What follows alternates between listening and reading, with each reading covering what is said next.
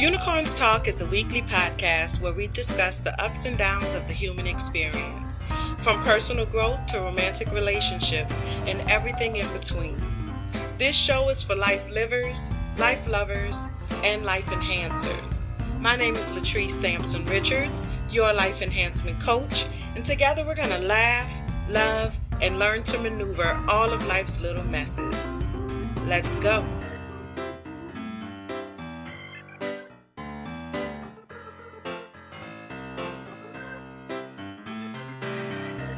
Hey everybody, welcome to episode 30. 30. That's crazy. Episode number 30 of Unicorns Talk podcast. My name is Latrice Sampson Richards. I am a licensed professional counselor and a certified life purpose and relationship coach for Black women who are ready to heal from their past so we can build the future that we deserve. And I am officially having the best week ever, at least the best week in a very long time. I'm having a good week this week, you guys, and I'm excited about that. Things are going really well for me this week. I feel like I've been very productive. I feel like the my Facebook group, Trust Village, there's a lot more activity. People are participating more. I feel the relationships are really building within the community itself, and I'm excited to see that other people connecting with each other and helping each other and putting their questions out there and things like that. So I'm excited about that. I have my very first digital product launch coming up next week, and so that's exciting. Duh, that's exciting. And I found out this week that when you Google something like, I think it was Black women's empowerment or something like that, that my name comes up on the first page of the Google search. And in fact, the person who told me about it said that I was number 5 on the list that Google came up with for her, and that was her first time Googling me. So that's exciting. It makes me feel really good to know that, I'm just able to help as many people as possible. So I'm excited about that. Also, this week, I am bringing you all an interview. We're still in Women's History Month. March is Women's History Month.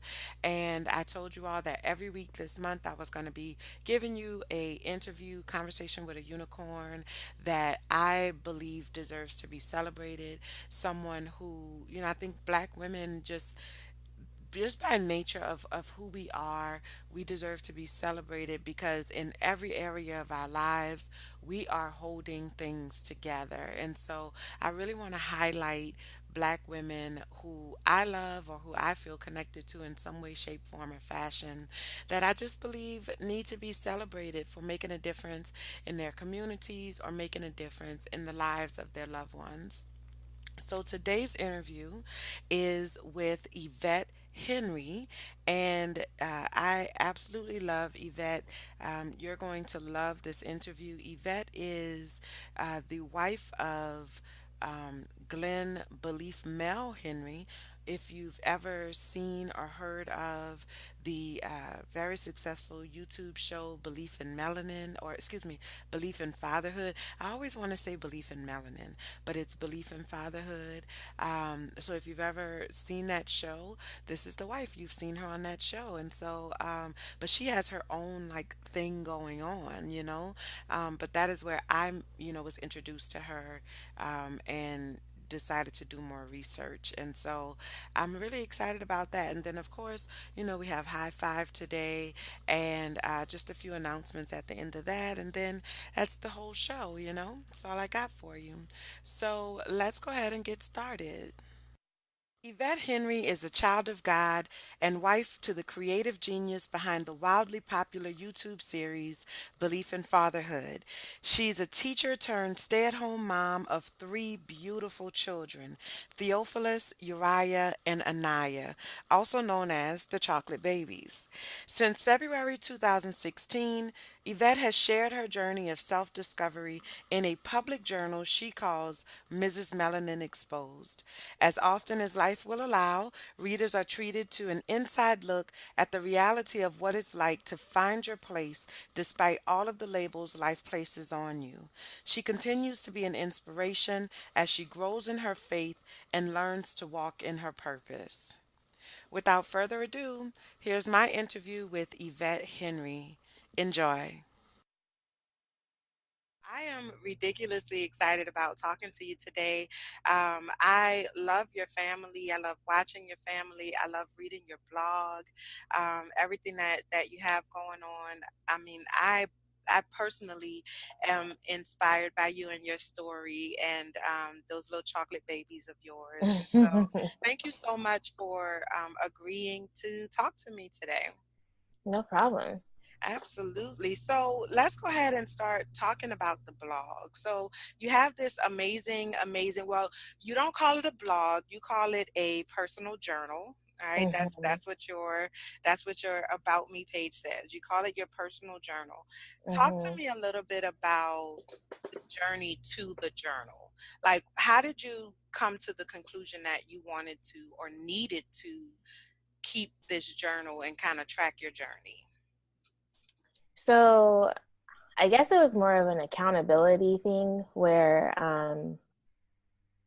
it's funny because last week I got a 2-year anniversary notice from WordPress. But I started it because before I got married, and even at the beginning of our marriage, I was a really big journaler.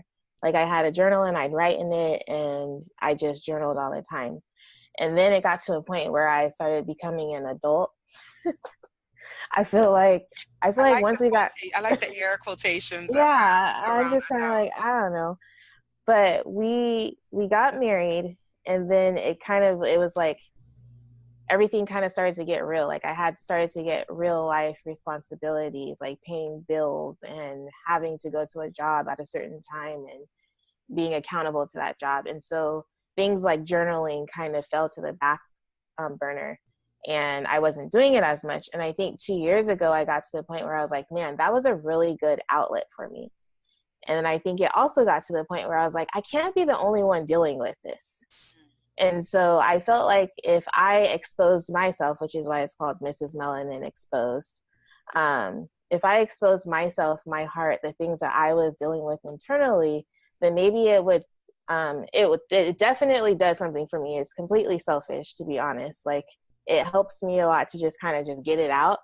But I also felt like it would be a nice way for other women who are in similar seasons or not, um, to kind of have someone that they can relate to or to know that there's someone else out there dealing with it.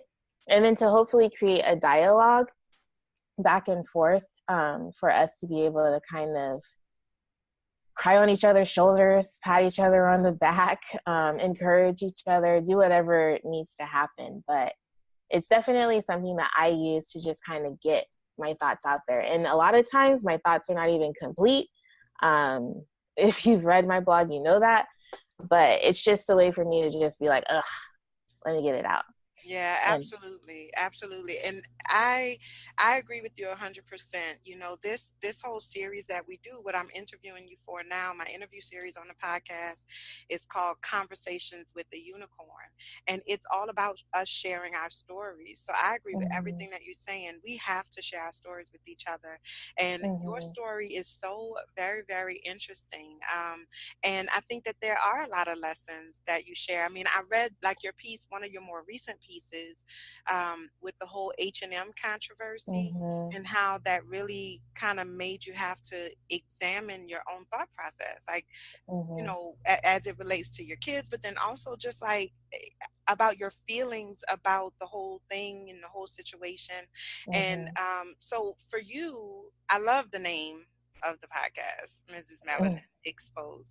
I just feel like it's so I don't know, it just really stands out to me, and I feel like it does say exactly like everything that the blog is or that the personal journal mm-hmm, is, you know, like it just kind mm-hmm. of wraps it all into one.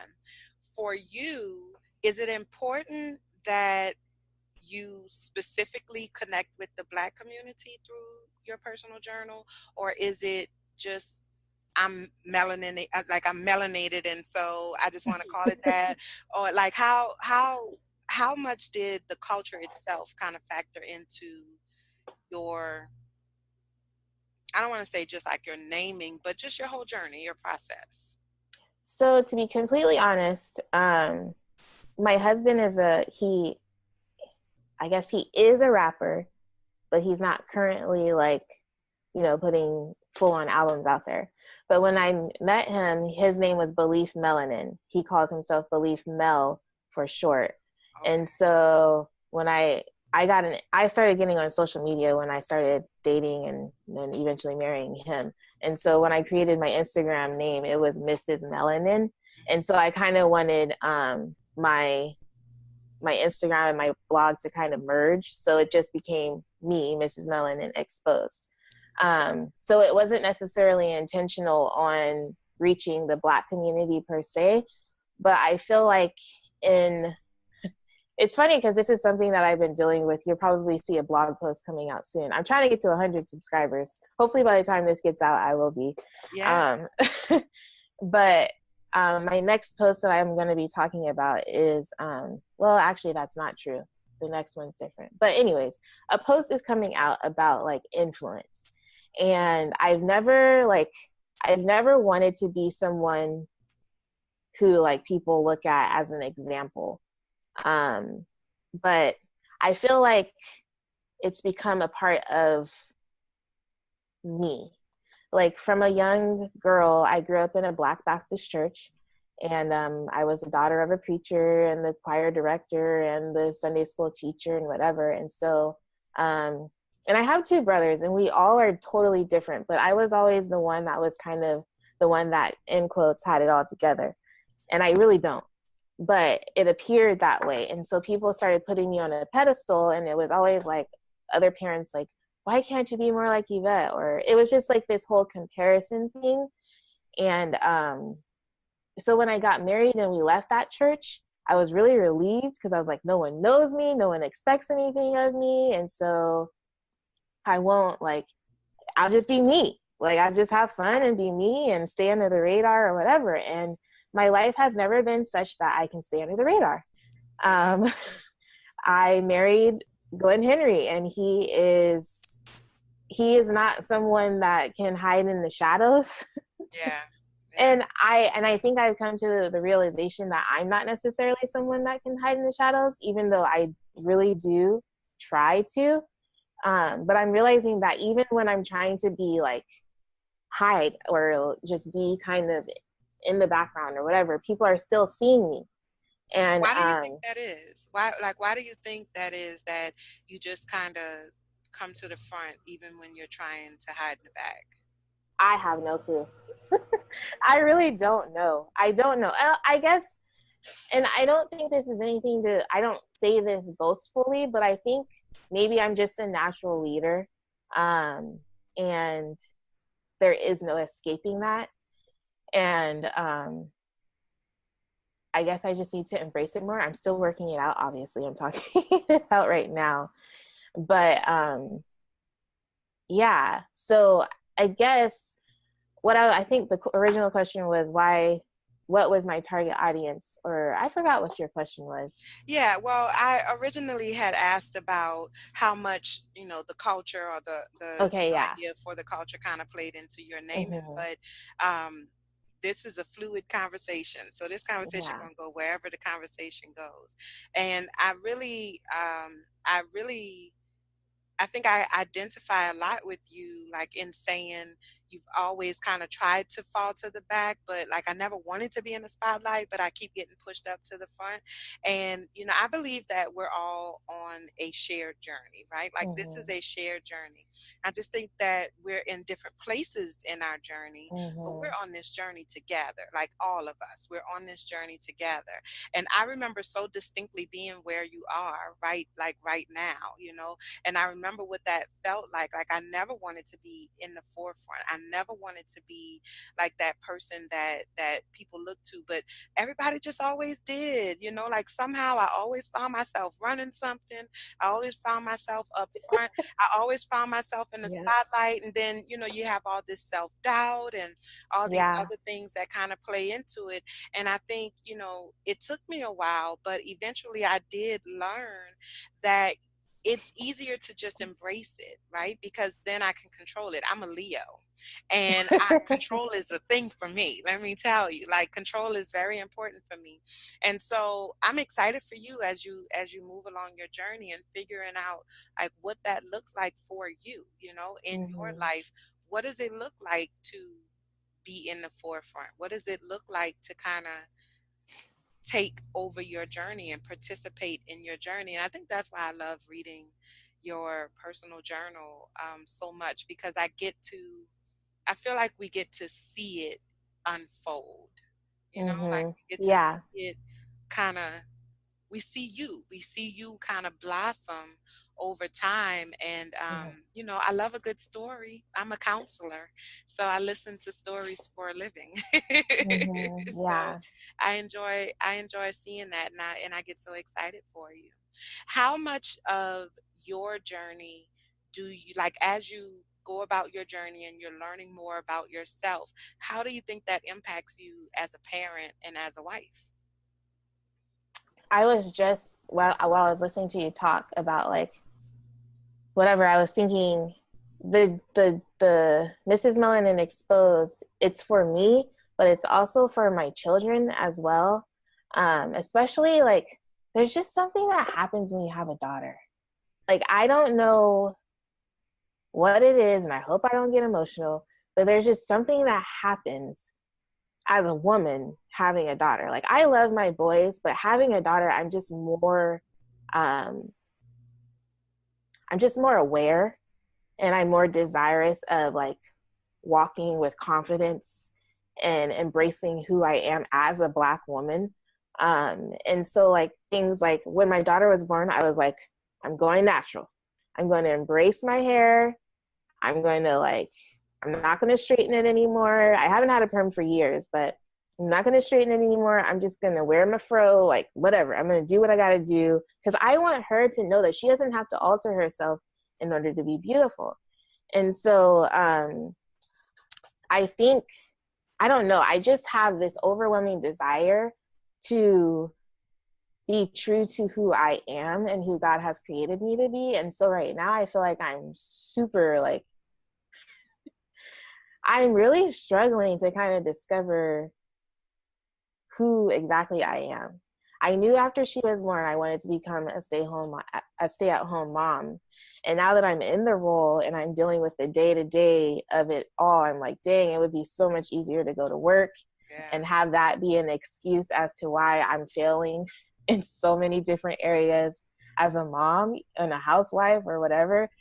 Um, like today, I'm not gonna lie, this morning I sent Glen a text because he went to the gym and I was like, hey, I need you to come home because I think I'm reaching my capacity. And I knew I had this talk to do with you. And I was like, I want to be in the right mindset Hmm. before I start talking to her. So, yeah, but I don't know. I feel this overwhelming desire to really just, I don't know, find me, discover me, who I am. And I feel like it's a day to day, minute to minute thing It that is. I'm It doing. absolutely is. What makes you feel like, you said if you at least were going back to work, then it would give you an excuse to be failing. What is failing? Like, what makes you feel like you're failing as a mom or as a wife or whatever areas you feel like you're failing in? Like, what constitutes that failure for you? I don't know. A lack of patience, a lack of understanding. My desire is always to like deal with the matter of the heart in my children, but I don't feel like I always do that. Like I'd like to address the heart issue rather than the actual act that they're doing incorrectly or whatever. And so a lot of times I think I fall short there. Um, I would say that since I've been home these last 10 plus months, I realized that I'm a closet yeller. Like, I've always considered myself to be someone that can be like, hey, stop doing that, man. Like, even I never yell, but even just in this week, and it's only Tuesday, I have yelled at my children so much. And I'm like, ugh, I don't want to do that. And I've said to myself, I need to go apologize to them. And I have not apologized. And so, I don't know. There's so many different levels of failure. I mean, I'm also trying to homeschool my 5-year-old, and um, I feel like I could totally be doing better at that. I find it a lot more challenging than just planning one blanket lesson for 100 plus kids like I used to do. As also the grade level is different. I don't know. That's It's just, because you are a teacher by trade. I am a teacher. I've wanted to be a teacher since I was a little girl, and I did everything I needed to do in order to become a teacher. I enjoyed the 7 years of teaching that I was able to accomplish. And so it was exciting to think, look, I'm going to come home and teach one kid, and it's going to be my kid. And yeah, Didn't about quite that. work out that way. Yeah. Yeah, yeah. I've been dealing with this thing of my next blog post. My next blog post is going to be, whose expectations are they anyway? And that's what I've been dealing with that. I'm like, these expectations of what motherhood looks like for me, are they expectations that I've put on myself, that the world's put on me, that the Lord has for me, that my husband has for me, that my children has for me? Whose expectations am I trying to live up to? And I think with the like parenting children when my mom and dad were doing it versus me doing it now is so much different because of social media and how we can see everyone's highlight reel, and we're like, man, they're doing that with their kids, or dang, she did that lesson with her kids, or you know what I'm saying? And um it's just really, I really need to hone in on like, what does the Lord expect from me? What do my children need from me? And like, how am I meeting those needs? How am I meeting those expectations? And I think the real expectations just need to be more realistic. I'm Um, all about realistic expectations. yeah. I teach a whole class about it. I have these ideas or theories, and I call them treesisms. And Mm-hmm. it's how I make sense of the world, you know. And Mm-hmm. I think that expectations, and setting appropriate expectations is one of the most important things that you can do for yourself. It really is. Mm-hmm. So I definitely think that you're on the right path. But I do want to say this. um, you know, I think that there is a certain amount of guilt that comes with being a parent. Like, I'm not a parent yet. I don't have any kids of my own, but I have participated in the raising of several little crumb snatchers. But I know that that's not the same. You know, I'm Mm-hmm. very well aware. But hopefully soon, we'll be saying congratulations on a new baby. We working on it, girl. We working on it. Okay, okay. But I'm just in my practice, I know that there is a certain amount of guilt that the minute you find out you're going to be a parent, you start feeling guilty. Am I eating enough? Am I drinking enough Yeah. water? Am I doing this? Like, just I think parenting kind of comes with a built-in base level of guilt, right? And Mm-hmm. then that gets heightened when you add life on top of that, right? So all of the different things that life brings to us, the financial difficulties or the major changes in life, moving or can't do this, can't do that, gotta work, gotta do this, you know, like all of the different directions that life can pull us in, then kind of adds to that guilt or trying to find ourselves, right? Maybe I Mm-hmm. feel guilty for trying to find myself or not knowing who I am, so I can pass those things down to that confidence down to my kids. But the you know, I think it's important to remember that it is a journey, and it's a ever evolving journey, and you are never going to get it 100% right. And I'm always stressing that to the parents that I work with, that you can't take it personal. You know, all you can do is Mm-hmm. the best that you can. You do what you believe is the right thing to do. And to be honest, um I agree with you that, your personal journal, it's for you, but it is the legacy that you leave for your kids, because it's a Mm-hmm. very detailed, um, I think it's a detailed chronicle of your journey, like trying to figure this thing called life out. Because the reality is that they're going to have to embark on their own journey at some point in life, and they kind of look at it, they can look at it and say like, dang, mama figured this thing out. She wasn't perfect, she didn't have it all figured out, but look at the effort that was made, and this is how you go about doing it. Like, you might get knocked down, you might not be sure about things, you might not be sure about yourself, but you keep Mm-hmm. trying and you keep pushing. And so I think, if I could give you any tips or tidbits of information, I would say that, you just live your journey and allow it to be. Allow your journey to be what it is, because just the fact that you are engaging your journey and actively participating in your life, that's a lesson in and of itself. And you're not, Mm-hmm. well, I mean, I'm not in your life. I don't like live in your house. I don't even know your kids, even though I feel like I know your kids. I do. And I A feel lot of like, people do. listen, I visualize in my head that one day I am going to meet Theo. I know you can't say you have favorites, but I definitely have a favorite. I love all of your kids, but girl, I love me some Theo, girl. I love me some Theo. And Oh he my reminds goodness. me of I work at a school. My nine Mm-hmm. to five job is at a school, and he reminds me of my little babies, in my little kindergarten classroom. And Mm-hmm. when I walk in there and they just run up to me and they hug me, because I tell them Miss Latrice loves hugs, so you can always Mm-hmm. give me a hug. And I just see in my mind, I think Theo gives really good hugs. And I would love to. I see it in my mind. One of these days, He I'm gonna give does. me a Theo hug. I feel it. You I feel will. it in my bones. But yeah, so the show, Belief in Fatherhood, really kind of chronicles y'all's experience in parenting.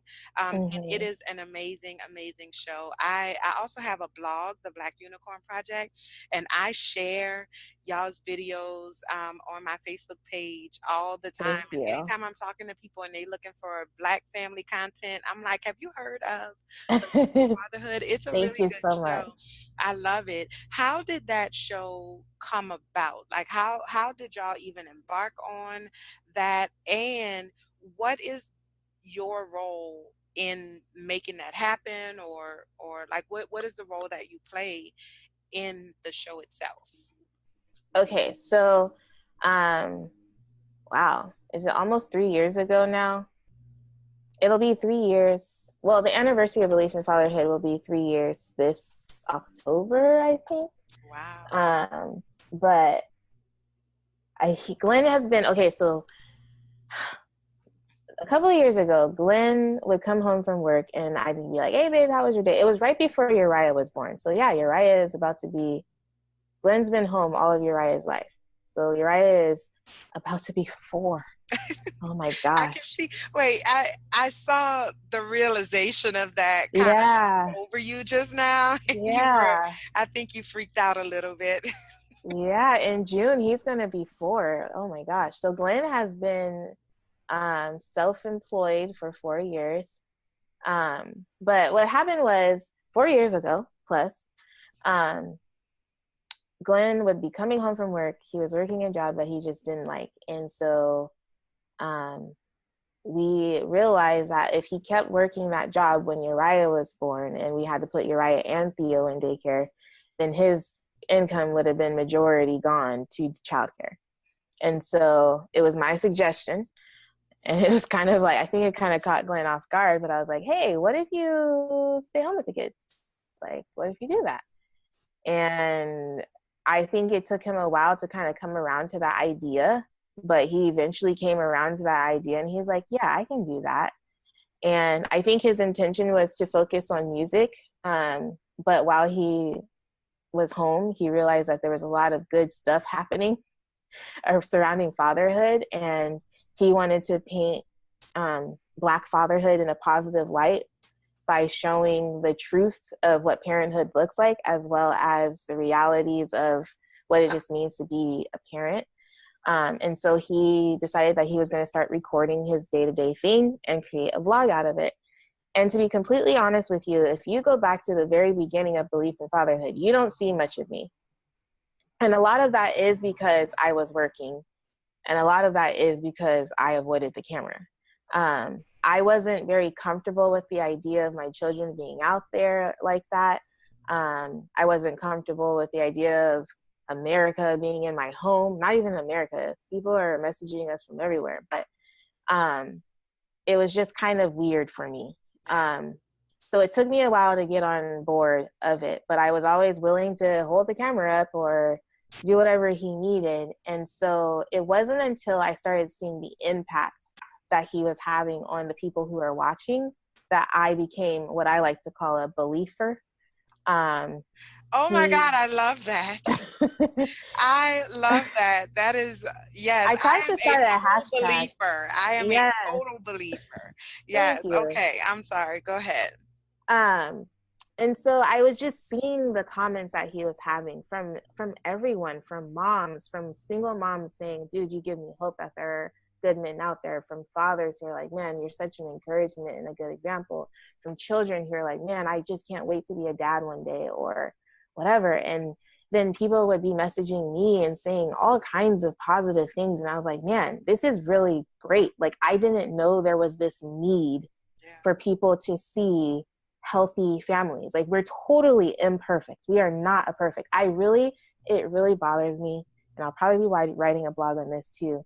But when people say hashtag goals, like, you guys are goals, it makes me uncomfortable. I understand it's a compliment or whatever.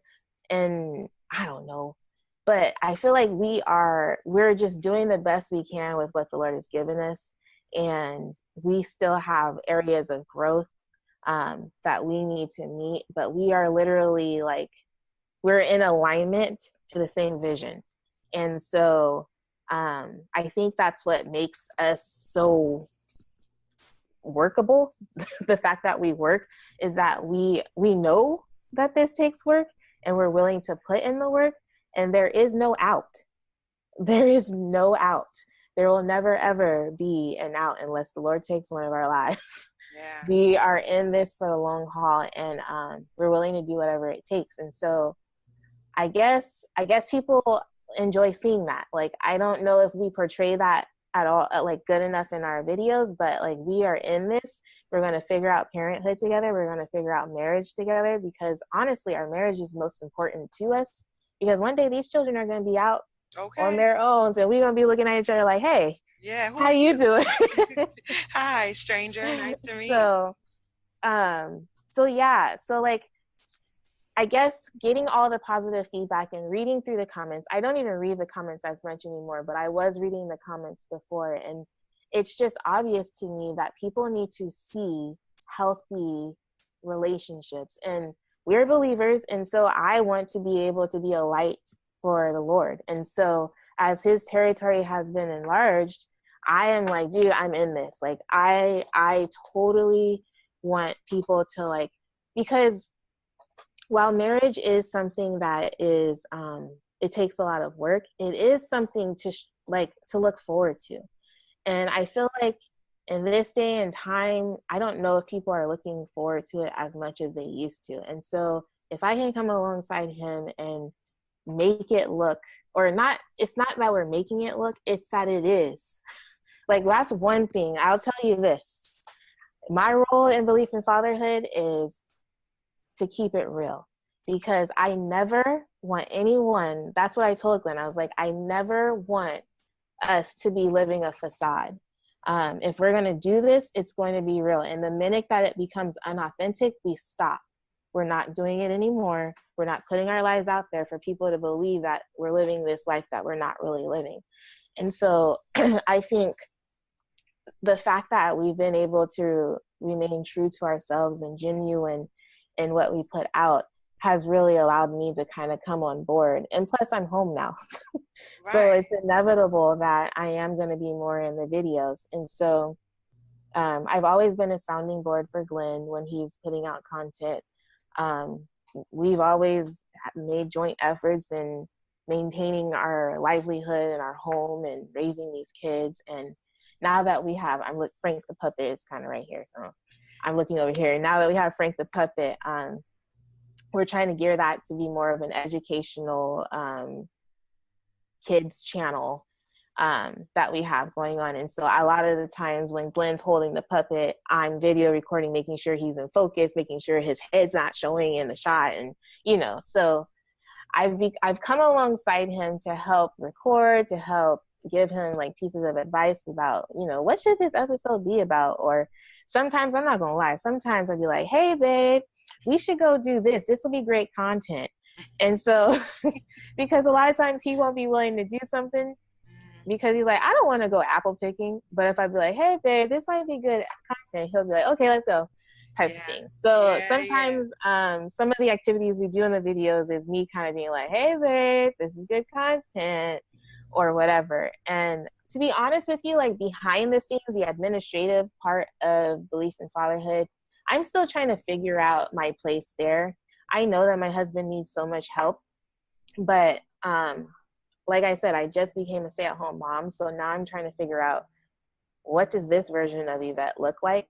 And so me figuring that out and trying to help him, it's definitely like there's a little bit of friction there. It's like, okay, I know you need help, but I also need help because I'm drowning over here. Yeah. And so we're steadily trying to figure it out. We're looking to hopefully be in a place where we can hire someone to kind of come on and do administrative Beleaf in Fatherhood things. We just became an LLC.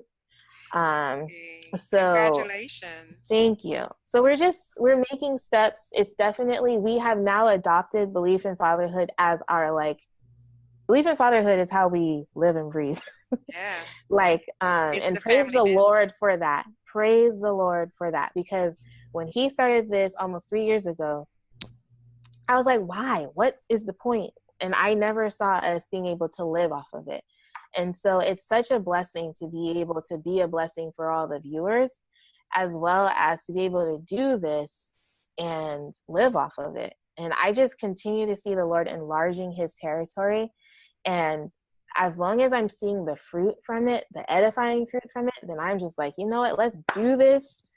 I'm on Team Glenry. Let's go. So, well, and that's, I was telling you, that's one of the things that really made me want to know more about you and really kind of made me like say, well, who is she? Let me check her out, because in one of the episodes, the episode where y'all had the diaper explosion situation thing happen, and I heard Glen, I heard your husband say something along the lines of, my wife is awesome and amazing. And I was like, you know what? She does seem pretty amazing, like, because I would see you. I mean, I've been watching maybe for probably, because I remember when the baby was born. I remember you pregnant. And so I started watching like right before that. So about a year now. About a year. Okay, yeah. I've been watching. And so you were always there in some way, shape, form, or fashion since I've been watching, but you were really kind of in the background. And you didn't say much, and then eventually you started talking more, and you started like having more input, and my eye just always drew to you. Maybe because I do. I work a lot with Black women, and so I think I'm just kind of into with that, that whole thing. And I also, I think I'm pretty good at reading energies. I don't think you need to be in the presence of an energy to be able to read it. You know what I'm saying? And Yeah. so I think I'm pretty good at identifying when somebody has a story. You know what I'm saying? And so when I started really kind of digging into you and trying to understand who you were and say, would this be a good person to interview? I was like, I mean, like immediately, as soon as I went to your, I was like, she got a blog? What?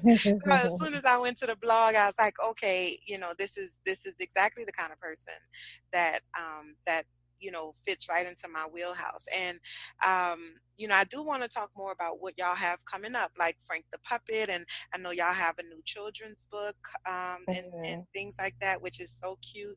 But I also wanted to say, you touched on, you said something a few minutes ago, along the lines of, when you see people put hashtag goals and things and it Mm-hmm. makes you uneasy, it makes you uncomfortable. But then you also, a little while after that, you said, one of like your biggest goal that you told your husband is that we have to be authentic. And so Mm-hmm. I just wanted to, I don't know, I just want to give you maybe a different perspective on that, in the sense of that authenticity. You would be surprised at how rare it really is in relationships. Um, and so, and I know this because for a long time, a long portion of my career, I specialized in relationship counseling. And so, and I still do relationship coaching and counseling and stuff. And so, like, it's kind of what I do. You know what I'm saying? Like, relationships Mm-hmm. are my thing. And so you would be surprised at how many people sincerely struggle for authenticity in their relationships. And I think when people put hashtag goals, that's what they're drawn to. You know what I'm saying? Like, Mm-hmm. that is a goal, to have that authentic kind of connection with the spouse, because there's so many people that walk throughout this life and walk throughout this world never really being able to trust another human being, never really being able to let their guard down around a potential romantic suitor, like never really feeling that sense of comfort and complete acceptance, unconditional love, like all of the things that y'all display. I think it's very, very much apparent, to me, that y'all are not perfect, but there's no such thing as a perfect relationship. Yeah. Like, there's no such thing. But you are hashtag goals, because just being able to have that authenticity, just being able to, I love the banter that you and your husband have with each other. I love the chemistry that y'all have with each other. I love the way that you work together in your co-parenting, Mm-hmm. of the kids. And even when you don't agree on something, like, I love that, like, you support him, he supports you. And then when it's just me and you, we're gonna have a talk about this, Yeah.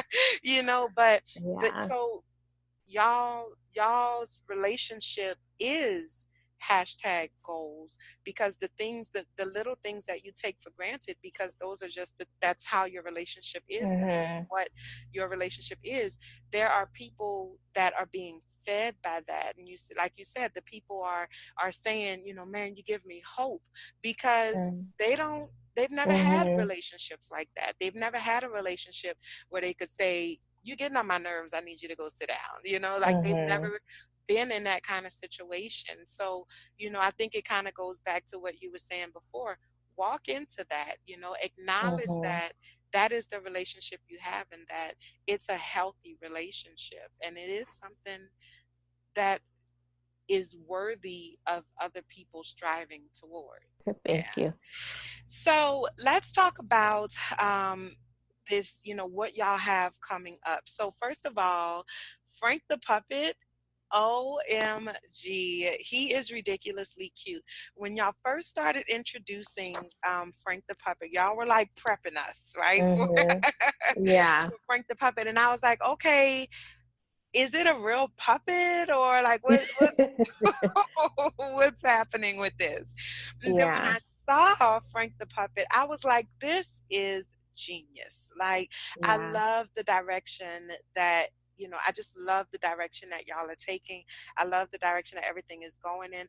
Talk to me and to us, the audience, about what's coming up for Beleaf in Fatherhood, and what did you call it? Your Henry? What did you call that? Oh, I called him Glenry because his Glen. name's Glen Henry Glenry. Okay, okay, okay. So Yeah. what's next? What's on the horizon?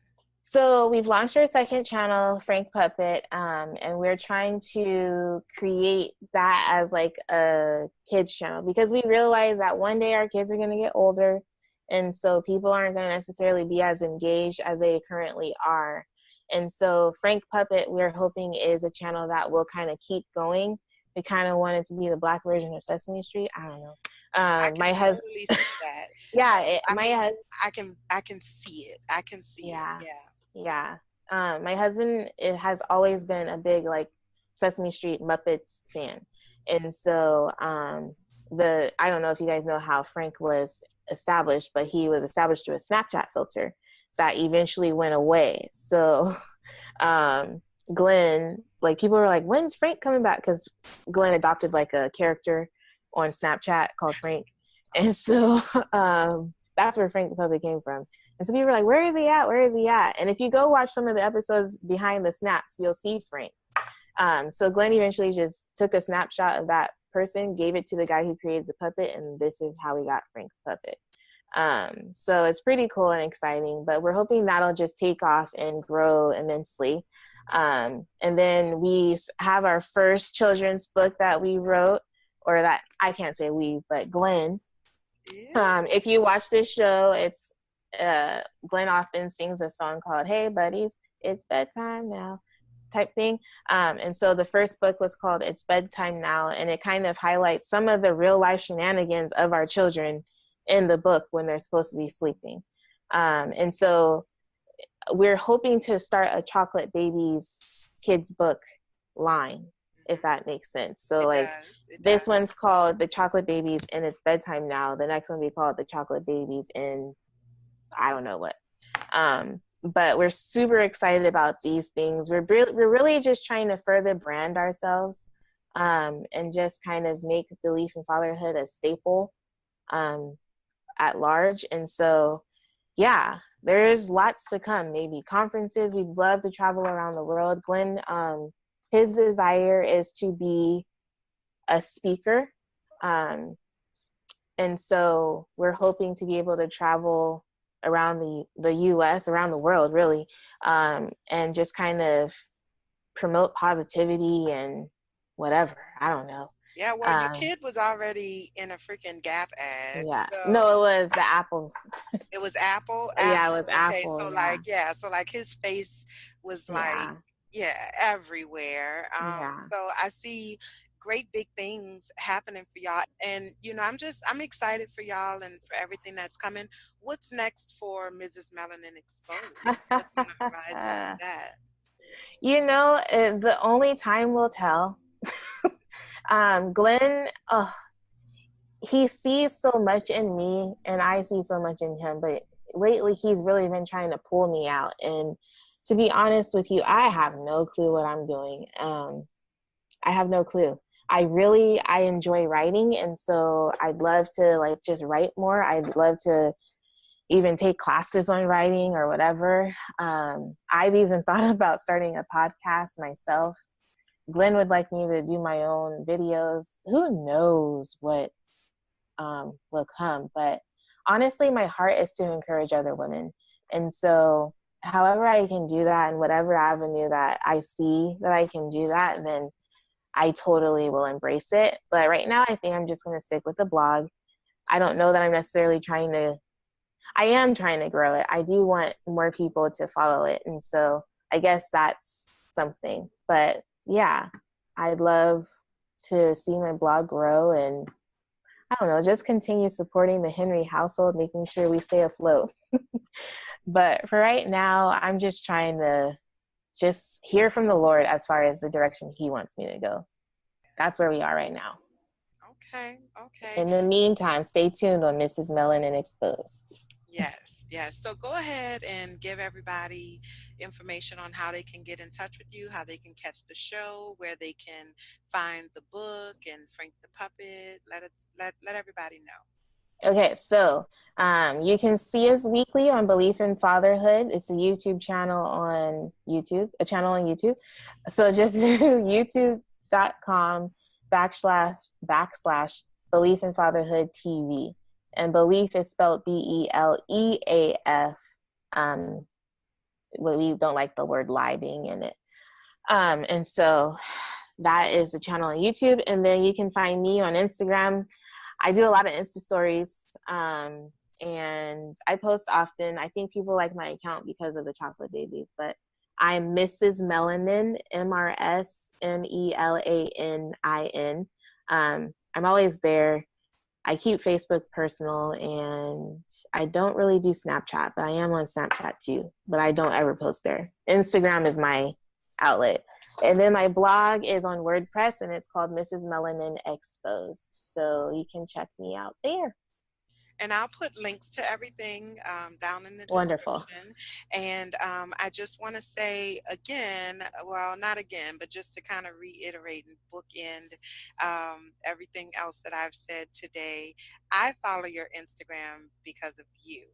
I also follow the chocolate babies because of the Oh, chocolate yes. babies, but I Yeah. follow your Instagram because of you. And my hope for you, I think that it is obvious to me. I know I don't know you, Mm-hmm. but well, I feel like I know you in my head. I feel like anytime I'm like gonna interview somebody, like I just kind of I've already done this interview in my head. You know what I'm saying? So I do feel like I'm already like you're my friend in my head, and so I know that we're not super duper close, but I can tell that there is a lot more in you than what you can see right now. And that's okay. That's okay because your eyes are opening to it. Mm-hmm. And I know that you are very, very spiritual, very well, I don't know if we would necessarily say religious, but I can feel that you are very, very spiritual. You talk about God a lot, and I love the Lord, girl. And so Mm-hmm. I will say that God is putting people in your plate in front of you, right? Putting people in place in your world and in your life to consistently remind you of just how cool and awesome and amazing you are. And so eventually those reminders are going to take hold for you. And I think that they already kind of have, but it's hard to Mm-hmm. let go of, past thoughts sometimes, Mm-hmm. but just keep at it. And if there's ever anything that I can do to help you along that journey, I am literally one phone call away. You actually have my number now. Did I send you my number? I I have to think send you so my in number. one of the I'm gonna emails. make sure. I'm gonna make sure you have my number. And I literally am one text or phone call away. This is, I love doing the podcast, but the podcast is just one outlet. This is what I do for a living, girl. And Mm-hmm. not to toot my own horn, but I am very good at what I do. Mm-hmm. And I see that there is something in you that is trying to come out, and it's coming out, and you hesitant, but it's okay because you're not giving up, like you're not just locking it away. And so what that Mm-hmm. says to me is that you have a curiosity about it, like there's something there. You feel it, you know it, you just have to wrap your mind around it. And so God is just going to keep putting people in front of you to remind you of it and make sure that you keep it at the front of your mind. And you're going to figure that journey out, and I'm excited Mm-hmm. for you. I am, because you have an opportunity to actively participate in your growth. I think a lot of times we just kind of live, and we're just kind of out here. I mean, I went through it. Like, I feel like I didn't even realize that life was life until I graduated from grad school. So here I am, 26 years old, because I took a little break between undergrad and grad, and I finished grad school, and it was like my whole world just like, it was like, oh my God, this is life. Life is happening right now. Whereas before I was just living, living, living, living, living. And so you have this very unique and awesome opportunity of awareness. And so that's a blessing in and of itself, like knowing that you're on this journey and being aware that you get to participate in this journey and not just kind of bumbling through it, like you can Mm-hmm. you can actively participate in moving your life in the direction that it is intended to go in. Like that is I Mm-hmm. that's when my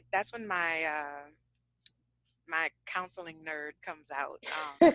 Because I just get overwhelmed by that. So, anyway, if there's anything that I can do to help you along your way, in my head, we friends now, girl. So, me Yes. and I'm waiting on my hug from Theo. I'm gonna get that hug, and I'm gonna pinch Uriah's cheeks because those things are just Those cheeks are ridiculous. magical. Right? It is Yes. magical. And Anaya's little thighs. Oh my God, those Hmm. thighs. So if there's anything I can do to ever help you along your journey, I'm sure this is not going to be our last time working together. My wheels are already turning on other ways that we can do things together. And just congratulations on everything. Thank Congratulations you. and good luck. Good luck. Thank you so much. Thank you so much for being on the show. I really appreciate it. No, thank you. It was very edifying for me too. Good. Thank you. Yes. All right. Kiss them chocolate babies for me and tell Theo I want my hug. I'm not playing. I will. All right. Have a good one. You too. Bye. Bye. I thoroughly enjoyed talking to Yvette Henry. She was just a joy, and you all only hear the video, but I actually, was talking to her and like looking her face to face, and she's so genuine and she's so sincere, and you can just see it, like you can see it on her face, and I'm excited for her and the direction that her life is going in. I'm looking forward to seeing how she grows in her purpose and like figures it all out. Like, and I'm not playing about my hug from Theo. That is going to happen one of these days. Like it's going to happen. Like he looks like he gives really great hugs. So check out her blog, Mrs. Melanin Exposed on WordPress. The link is in her bio on her Instagram page. Also, check out the Belief in Fatherhood YouTube series. It is amazing. I love it. This family is, I think, everything that the black family can be and actually is at its core, but we don't get to see it in mainstream television. And so, Yvette and her husband Glen and the kids and like even her family is involved from time to time. Like we really get an opportunity to see these people live their lives, and it's amazing and I love it, and I wish them all of the success in the world. And I'm working on trying to get a couple copies of the book. I'll let y'all know when the book comes out. I'm trying to get a couple copies and maybe, I don't know, do a giveaway or something for y'all. But y'all got to participate. So, yeah, we're going to work that out. Okay. So, coming up next is High Five.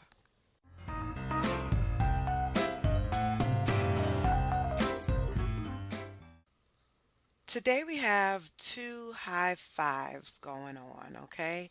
The first high five goes to Canada, just like the entire country of Canada. Um, and an article on blavity.com by way of The Guardian, they announced that Canada debuted a new $10 bill in honor of civil rights pioneer Viola Desmond. So, for those of you who did not know, because I have to admit I did not know who Viola Desmond was, and so I had to do a little bit of research. But they give a lot of good information in the article, so check that out if you need some background. Viola Desmond was chosen out of more than 26,000 candidates to be placed on this bill, and it was unveiled by the Bank of Canada last week on March 8th. She is the first Canadian woman to appear on the country's money, and this particular bill, the $10 bill that she's featured on, is the first Canadian bill to be printed in vertical orientation. So her photo literally takes up the entire bill, and it's gorgeous. If you haven't seen it, make sure you check that out. Viola Desmond became famous when she refused to get out of her seat in a whites only area in a segregated theater. Now, this was in 1946, so this was like 9 years before Rosa Parks refused to give up her seat on the bus in my Montgomery, which subsequently sparked the Montgomery bus boycott, right? So this happened. Viola Desmond did this 9 years before Rosa Parks did it, and she did this in Canada. She was arrested at the time. She spent a night in jail, and she was charged a $26 fine. She did fight the charges. Her case went to court. She lost her case, but she was credited with ushering in the start of Canada's civil rights movement. And she's also credited with ushering in the end of the segregation in the Nova Scotia province. So, high five to Canada and the Bank of Canada for just doing what America can. I mean, they've been talking about putting Lady Tubman on a bill for how long now, and they haven't made this thing happen. Canada, I think, continues to serve as an example. I mean, obviously, no country is perfect, but I think that we definitely here in America could learn a lot from our brethren up north, you know? So, high five to Canada, high five to the Bank of Canada, and yeah, keep on doing dope stuff like that.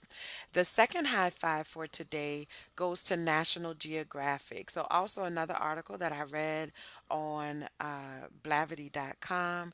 National Geographic has dedicated its April 2018 issue to race. And so what they decided was that, well, I think that they're trying to make a shift toward talking about race more and things like that. And I think also marginalized populations. And so the April 2018 issue looks at their own history of racial discrimination, prejudice, and biased coverage. So the new editor in chief, or the editor in chief of National Geographic magazine, her name is Susan Goldberg, and she said, and I quote, I'm the 10th editor of National Geographic since its founding in 1888. I'm the first woman and the first Jewish person, a member of two groups that also once faced discrimination here. It hurts to share the appalling stories from the magazine's past, Goldberg said. But when we decided to devote our April magazine to the topic of race, we thought we should examine our own history before turning our reportal gaze to others. She goes on to say, until the 1970s, National Geographic all but ignored people of color who lived in the United States, rarely acknowledging them beyond laborers or domestic workers. Meanwhile, it pictured natives elsewhere as exotics, famously and frequently unclothed, happy hunters, noble savages, every type of cliche. And she's absolutely right. I never got into National Geographic. I don't know. I've always had like a weird relationship with National Geographic because I do want to find out the information. Like I enjoy learning about other cultures and things like that. But I have always felt that, I never felt right about the way that they covered it. And like this part where she's talking about how they were famously and frequently unclothed. I think the first time that I really saw a African woman and like really knew that it was an African woman, like in terms of like print media, was in a National Geographic. And I remember it was this beautifully dark skinned woman, and she had a lip plate, which was the first time that I saw that, and I was so intrigued by that. But then she was naked, and her breasts were out, her vagina was out, like she was just like straight up naked. And I remember saying to myself, even I think I couldn't have been very old at that time. I remember saying to myself, like, why she gotta be naked? Like they wear clothes in Africa. Like, I don't understand why every photograph is a naked African woman. I don't get that. You know what I'm saying?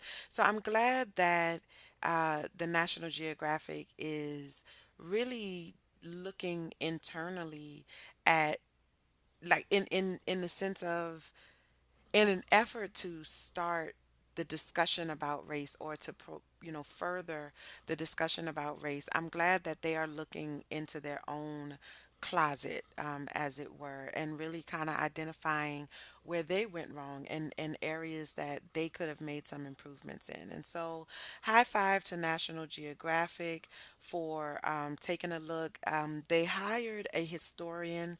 His name was John Edward Mason, and he like examined all of the archives of the magazine, and he's the one that kind of gave them. He reported back to them about what their patterns were and things like that. And so, high five to National Geographic. High five to Mr. Mason for calling it out and bringing it to their attention. And I'm looking forward to seeing where this goes. We'll see what kind of changes they make moving forward, but I definitely think that this is a great start. So, high five to you all. And that is the show today. We've made it to the end of yet another episode. Thank you all so much for tuning in. Just a few announcements. I am going to be giving a free webinar next week inside of my Facebook group, Trust Village. And the title is going to be Five Tips to Kickstart Your Journey of Healing and Manifestation. And we're really going to be talking about the nuts and bolts of what it takes to create the life you deserve. So, I'm going to give you some very specific starter steps on what needs to happen in order to kickstart this journey for yourself. It's a journey, it's a process. If you've learned nothing else from me, I hope that you have learned that this is not a quick fix. This is work, this is effort, but it's doable, and I'm going to help you do it. So, if you're not yet a member of Trust Village, make sure that you join. I'm going to put the link down in the bio. It's going to be next Wednesday, March 21st at 7:30 p.m. Eastern Standard Time. And make sure that you stay till the end because there will be a very special surprise. Y'all know I sing when I get happy. I love y'all. Y'all let me be who I am, and I sure do appreciate you. And also, you still have time to enter the giveaway that we are running. I don't know if you're aware, but if you listen to last week's episode, True Love Movement with Mama Faya. Hey, Mama Faya, how you doing? Then you know that we have a signed copy or signed copies of her book set. The first book is Runaway Girl, which is basically a chronicling of her early life experiences and the trauma that she endured. And then Keep It High, her new book, Keep It High Thoughts in a New Light, which chronicles her transition into becoming the light force that she is today. And she is amazing. And we have some signed copies of her book, and I'm going to be giving those away. So that ends on next Tuesday, March 20th, and the winners will be announced on next week's show. Actually, we've had a good bit of people to sign up for the giveaway. This is our very first giveaway here on the Unicorns Talk podcast, the first of many, hopefully. And so make sure that you participate. These books are amazing, and I guarantee that you will enjoy them. All you have to do is to follow Unicorns Talk podcast on Instagram and myself, Latrice Sampson Richards, on Instagram, and sign up for my newsletter, which is also going to be the link to sign up is going to be in the description box. Okay, so that's it. Just do those things, and you'll get registered to win. Signed up and put your name in the hat. Okay. Also, don't forget that tickets are on sale for Runaway Girl, her one woman stage play. So if you find yourself in New Orleans Easter weekend, it's the Friday of Easter weekend, March 30th. If you find yourself in New Orleans Easter weekend, check her out. It's going to be awesome and amazing. And she's awesome and amazing. And Brother Shaq is like, awesome and amazing. How did you know I was going to say that? So check them out. You can follow them also on Instagram at True Love Movement. Just a few shout outs. I want to give a shout out to Black Married Fly podcast. Of course, if y'all have not checked out Black Married Fly podcast yet, I don't know what you're waiting on. Like, it is one of my favorite shows, so I listen to them all the time. But shout out to Candace and Treb over at Black Married Fly Podcast. Definitely want to give another shout out to Belief in Fatherhood. Look them up on Facebook, Instagram, Twitter. Most importantly, though, on YouTube. It is a show, I promise you, if you watch one episode, you will fall in love with this family, if for no other reason than Uriah's cheeks. Okay? Because they are ridiculously cute. Okay, so shout out to Belief in Fatherhood and Mrs. Melanin, Yvette Henry. Thank you so much for agreeing to be on the show, and just for being so transparent and open and vulnerable. I love it. It is a beautiful thing, and I appreciate you for blessing us with that. Shout out to the chocolate babies with y'all cute selves. Also, shout out to Unapologetic Podcast, Jaden Hollywood. Hey, Jaden. I love Jaden. I started listening to his show. He's shown me so much love since he got introduced to the show. I actually had an opportunity to have a real life conversation with him, and so we are definitely going to be collaborating on some things, and I'm looking forward to that. Also, shout out to the Friend Zone podcast. I do every Tuesday night, I do a live stream inside my Facebook group, Trust Village. And tonight's live stream was inspired by a recent episode that they did that I actually just listened to today. I'm several weeks behind, but I just listened to it today, and it was titled Maybe It's You. If you have not listened to their podcast, go back and maybe start with that episode. It's a really great episode. So I did an entire webinar slash live stream about that tonight, and just kind of took it to another level. But it was inspired by them. So shout out to the Friend Zone. I love them. I love them. And also shout out to the Black Unicorn Project. Definitely have some things coming down the pike. Check out the blackunicornproject.com if you have not yet. And that's it. That's all the show I have for y'all. I love y'all, and I want you to know that.